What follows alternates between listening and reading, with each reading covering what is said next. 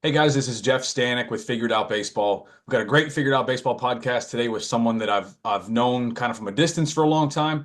Today was the first time that he and I have actually ever spoken in person. I'm really excited to have Jamie Shevchik on the podcast with us today. He's the head coach at Keystone College, which is one of the best Division III programs in the country. They're located outside of Scranton, Pennsylvania. He's been there for a very long time and had a ton of success. I just want to give you a quick bit about his background and a little bit about the bio that I think will be important to you listeners. He's been the head coach at Keystone College since 2002. His team has won the conference championship every single year that he has been there. That's not a typo. They've won the conference championship every single year that he's been there since 2002 through 2024. He is an 11-time conference coach of the year. Their team's made two trips to the College World Series. His career win percentage as a head coach at Keystone College is 740, and I didn't add it up, but I know their conference win percentage is actually closer. It's well over 800. They've been unbelievable in their own conference over the years. It's been a couple different conferences, but unbelievable in their own conference. He's also coached with the Brewster Whitecaps in the prestigious Cape Cod League since 2014. They've won two Cape League championships since he's been there. Just a guy with a great background and quite a diverse coaching background, being in the Cape and Division III. But we're going to talk specifically today about managing a Division III roster, which I think is a lot different than managing rosters at other levels of college because they have no athletic scholarship. So I'm really kind of excited to get into this one. Jamie, I really appreciate you being here with us. Oh, great to be here, Jeff. So with managing a Division III roster, I'm sure that there are things that maybe I haven't thought about, but one of the biggest things to me that I've seen or the just kind of notice from a distance is when, as far as managing a roster and recruiting players, you don't have a way to like officially lock anybody in as far as having them sign a piece of paper that says I'm coming here, I can't go anywhere else. So I'm sure you have some surprises sometimes about guys that you expect to show up on campus and they don't. That happens at other levels as well. I'd actually just talked to a player yesterday who was supposed to go to a Division I 2024 grad from Pennsylvania and ended up going to a junior college last minute because he wanted to keep his draft options open. So it's not like it never happens anywhere else. But Jamie, is that one of the biggest challenges you face with managing a Division III roster? Is sort of the uncertainty of who's actually going to come because they don't have anything really binding to bring them there, or are there some other things that you feel like are some of the bigger challenges? We've lost hundreds of players right up until the very last few weeks of school. Nothing ever binds anybody from going to a Division III school. It makes our job a hell of a lot harder. But I think before we get into a lot of this, I think what a lot of people need to understand is at every level, Division I, II, and III, we also have those little sub levels, right? Like everybody, I think a lot of people see Division I baseball or Division II baseball as, the cream of the crop. The top has to be Division I, then Division II, then Division III. It's not necessarily the case, right? There's some really good Division I programs, and then there's some Division I programs that, Division III can compete with any day. And the same thing happens at Division II and then Division III. Each institution at the Division III level is drastically different. We all have our set of guidelines that we follow, our tuitions, our how much money we can give out from a financial aid basis is always different. And I think where most parents and kids don't do their research is really figuring out the little nuances of each individual school because um, it's going to be getting harder now and harder as we're rolling through this change in college baseball with the recruiting standards of really picking out a school that best fits you. So yes, we have challenges all the time. We've never rebuilt a program. We've always reloaded our program. Our recruiting style is probably drastically different than most institutions at the Division III level, and we can get into that.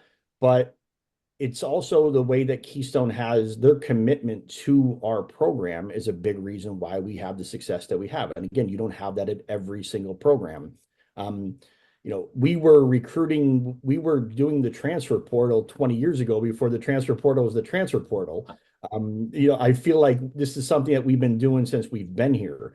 We found our niche, right? And I think every great coach finds what they can sell. to get kids to get to their program. They've got to live up to it. But I think we started to do that a long time ago. We sold what was really important to get kids here.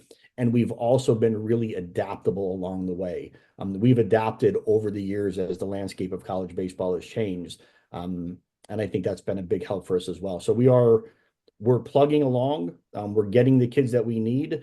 Yeah, something I always say to our players, and I'll say it to anybody, is, you can put 20 years of success. It's not solely on the coaches. The institution has a big reason of why we've been successful, and the players as well.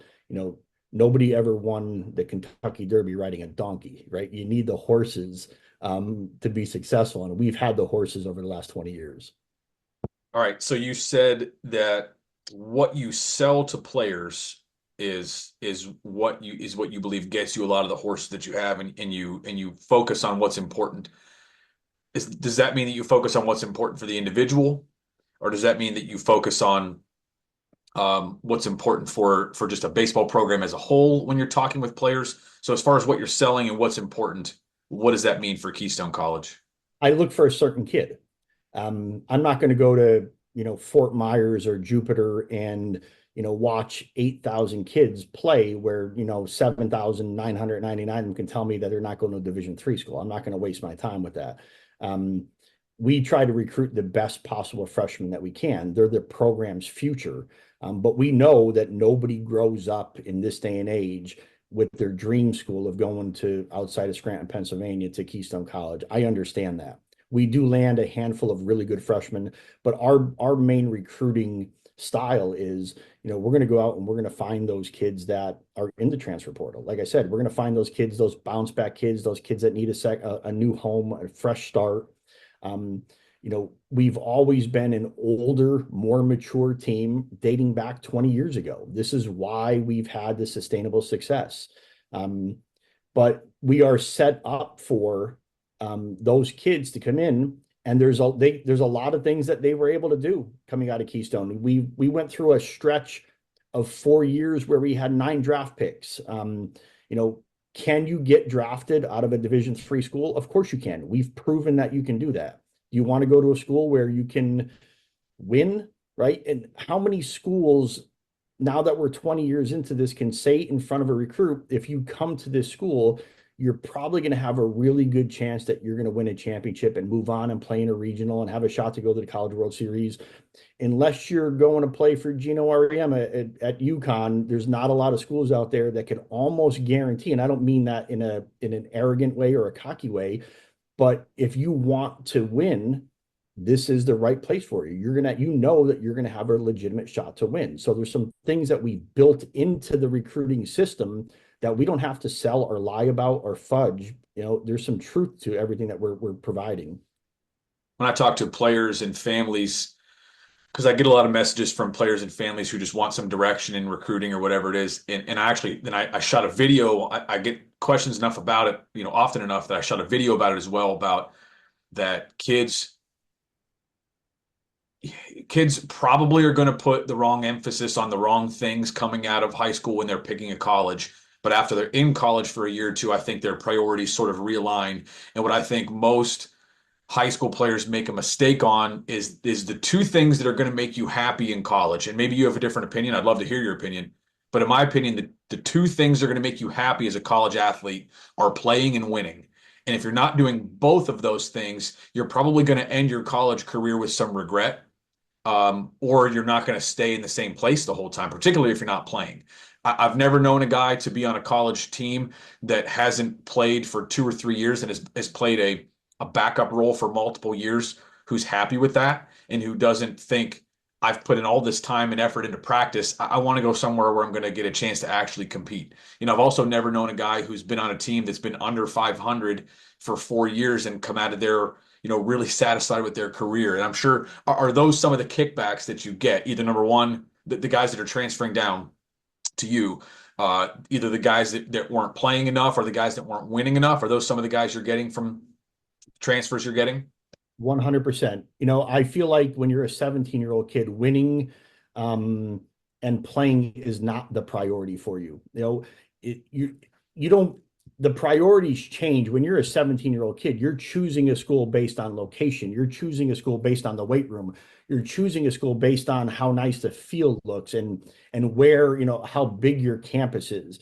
But when you're a 20-year-old and your window is now closing, that light at the end of your career is getting brighter and brighter, your priorities do change.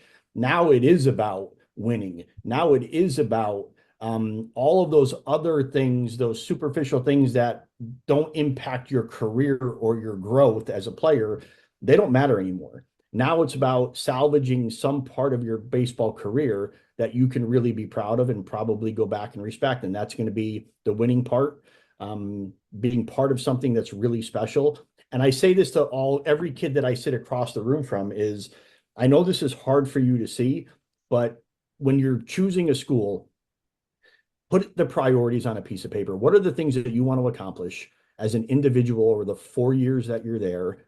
What are the things that you want to accomplish as a team over the 4 years that they're, and then when your career's over and it's going to be over quick, what position do you want to be in now for the next step of your career? Is it professional baseball? Is it having people in your corner to help you get to that next step in your career with a job, whatever it might be? And then choose that school that can hit those benchmarks, those check marks along the way. There's a reason why there's 5,000 kids in the transfer portal right now, because we're choosing schools for the wrong reasons. And we've been the benefit of those second half priority changing kids. Transfer portal kids, and even before there was a transfer portal, sometimes get the reputation of damaged goods, for lack of a better term. If you're transferring from somewhere, you probably have a little baggage coming with you. Um, and sometimes it's just a guy's at too high of a level, and if there's 40 guys on the roster, he might be a terrific human being, but he's just 35th on the depth chart, at a Division I school, and he's just not going to see time and wants to transfer out of there. But I think you have to really take transfer portal kids with you have to go into it with some skepticism sometimes to see who you're getting. How do you, Jamie, sort that out when you're going through the portal? Because I'm sure there's a lot of really intriguing kids to you, kids that either got some playing time at other levels and had some success, and you think that would translate to you guys, or a kid that comes from a roster from a big school that he was on the roster, he's good enough to be recruited there. He can probably help us. As a college coach, it's kind of the natural first reaction. I've been there. Most college coaches have been there. But to sustain the success that you have, you've obviously got something figured out where you've got to be bringing in good human beings as well as good baseball players. Do you mind talking a little bit about how you kind of sort through the transfer portal to make sure you're getting the right guy and not just a guy who is physically talented enough to be in your top 20% that's going to be a contributor for you? Yeah, I understand where I'm at, right? I'm at a small Division III school in Pennsylvania. I know that, 50% of my recruiting class from the transfer level every year is going to be a bunch of misfit toys. And I'm okay with that. I want the kids that have a little bit of baggage. I feel like that one of the best things that we do here at Keystone from a coaching staff is realigning the priorities, right? I said this before, when there's a year left in your career or 2 years left in your career, we do a great job of sitting down with our players and figuring out what went wrong over the past couple of years. Let's reevaluate everything that we've done wrong and focus on how to change everything to move forward for the remaining time that you have left. We do have kids with damaged goods that bring baggage. We have plenty of those kids.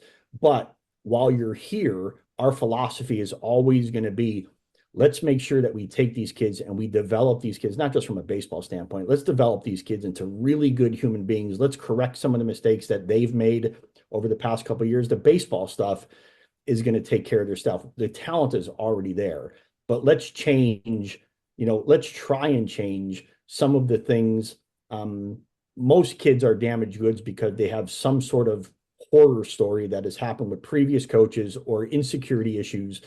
And I want my players to feel like they can walk through this door right here any day.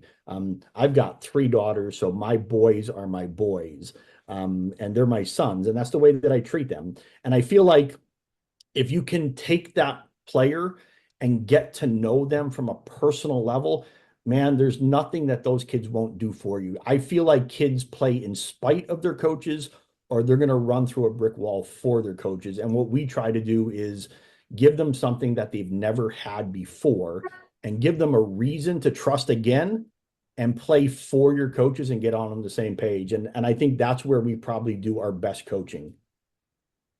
You said something to me before we started recording that you like to bring in guys that have a little more to lose. And I think that probably goes hand in hand with what you're saying. But do you mind just kind of talking about that and where that mentality comes in and why that's something that's appealing for you when you're looking for guys to bring into the program, particularly transfers?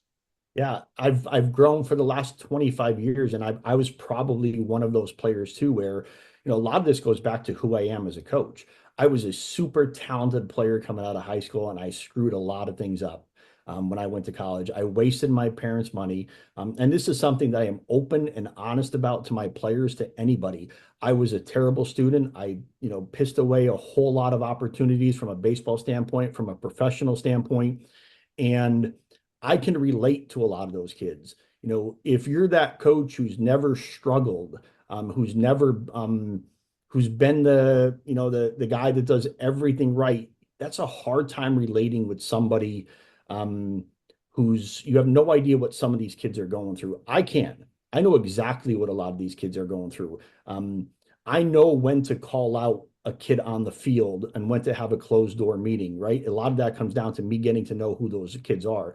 Some of the kids that we have here, because they're so insecure, because they've been damaged before, you call a kid out on the baseball field in front of his peers, some of the kids that we get, and he doesn't trust you, the natural reaction of that player is probably to respond. And then what happens? He puts you in a position where you've got to now take the next step, and you probably don't have that player anymore, right? So again, it goes back to me really getting to know who my players are, what buttons I can press, um, how you individually can push each kid.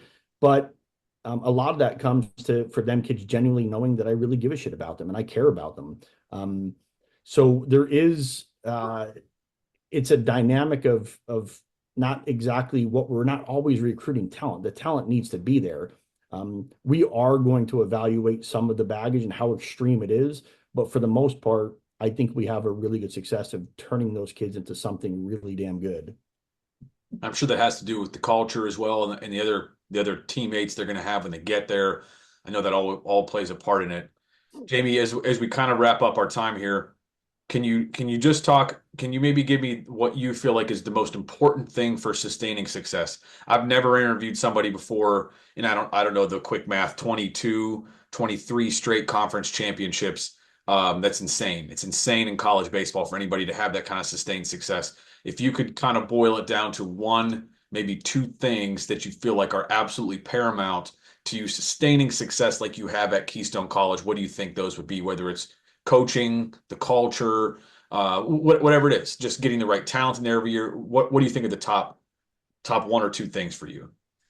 I think it is culture, right? And I'm not gonna be one of those coaches that says that I define the culture, because I think culture is organic, right? I can't stand when coaches get up, new hires get up to the podium and they say their first job is to change the culture of the program, right? Because I really believe that coaches can steer the bus, they can guide culture, but culture happens organically within your program by the players that you have, right? It's our job to set the expectations.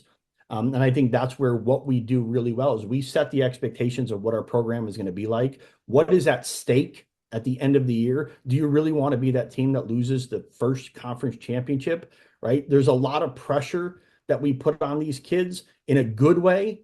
But I think the clear expectations of what our program is about, what the future looks like, and we try to build that culture within our team.